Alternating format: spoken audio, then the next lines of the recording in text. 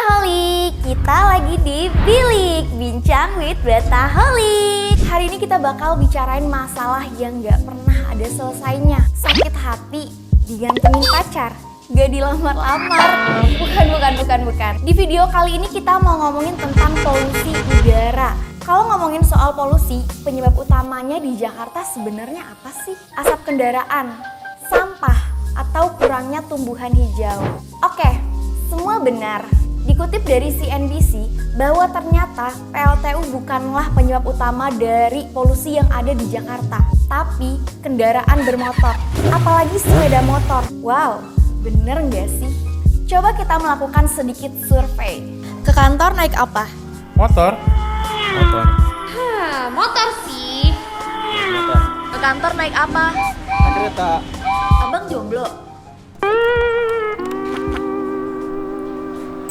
Nah, dari 6 orang aja kita bisa lihat cuma satu doang yang naik KRL.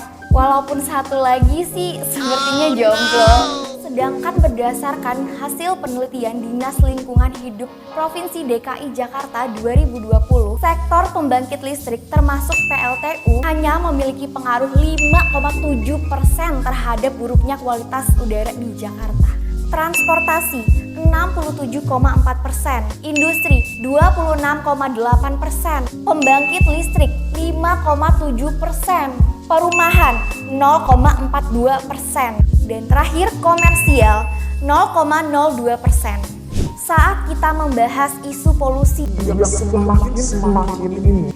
di sisi lain Indonesia sudah berhasil menduduki posisi keempat polusi udara di dunia. Wow, prestasi yang cukup unik ya sepertinya. Sedangkan dari segi kesehatan, waduh, udah gak tega sih mau bacain skripnya. Ternyata Organisasi Kesehatan Dunia atau WHO memperkirakan bahwa lebih dari 90% anak-anak di seluruh dunia menghirup udara yang tercemar pada tingkat yang dianggap merusak kesehatan dan perkembangan. Mari kita tanya langsung ke yang bersangkutan. Natasha, Ya. kalau kemarin anak kakak baru saja dilarikan ke rumah sakit karena polusi udara. Bisa diceritakan sedikit?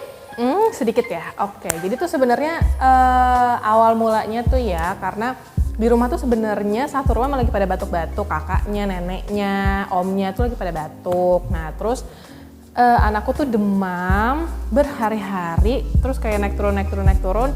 Aku mikir kayak ini kayak bukan batuk pilek biasa gitu ya. Terus akhirnya aku bawa ke dokter. Nah, pas dibawa ke dokter pertama kali sih cuma kayak dikasih pereda demam bla bla bla. Terus ya udah balik lagi ke rumah. Dan 2 hari belum selesai, belum mereda juga, akhirnya dibawalah ke IGD. Nah, pas sampai IGD itu baru ketahuan deh. Nah, kan ada dokter anak juga yang ngecek kalau ternyata paru-parunya tuh udah becek gitu ya, becek karena slime, karena lendir gitu. Ya salah satu pengaruhnya memang dari polusi juga, tapi ada juga sebenarnya faktor lain itu dari asap rokok gitu. Terus menurut dokter itu penanganannya harus bagaimana ya? Kalau dari dokter sendiri, pokoknya kemarin itu karena masalah utamanya kan adalah si polusi ya. Jadi dia bilang, Bu kalau bisa healing paru-paru keluar kota gitu ya. Harusnya sih seperti itu karena memang udara di Jakarta tuh lagi benar-benar nggak bagus banget. Bahkan kalau aku baca berita kemarin kan menempati kota paling berpolusi keempat sedunia gitu kan. Jadi ya itu harus healing ke misalnya kayak Bandung atau Lembang mungkin ya, Malang, Banyuwangi, Bali kali ya, yang udaranya tuh masih bersih gitu. Cuma kan ongkosnya ya, kemarin kan habis ya, bersih juga nanti kantongnya ya, selain paru-parunya bersih, kantong-kantongnya juga bersih. ya kan, gitu sih kalau kata dokter ya. Tapi paling utama sih ini ya, maksudnya itu kan saran yang agak lumayan, tapi saran murahnya tuh lebih kayak jangan keluar-keluar dulu sih gitu. Keluar-keluar dalam arti jangan ke misalnya ke taman safari yang kayak gitu-gitu dulu, ke public places dulu gitu. Jadi kalau bisa di rumah dulu aja gitu. Gimana?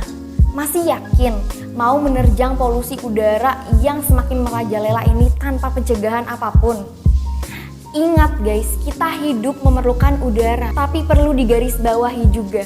Udara seperti apa yang kita butuhkan. So, yang perlu dijaga bukan cuma hubungan baik dengan opa aja ya guys, tapi sama alam juga sangat penting.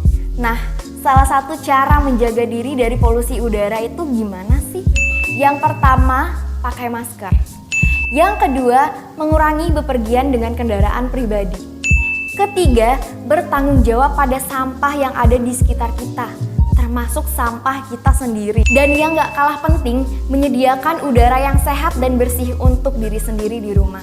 Jadi, kalau udah di luar penuh polusi, setidaknya di rumah harus bebas dari polusi. Seperti halnya, udara yang dihirup di rumah harus bersih.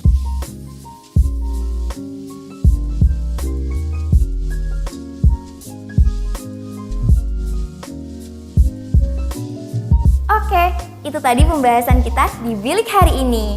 Semoga semakin bikin kita waspada dan aware terhadap health issues. See you di Bilik selanjutnya.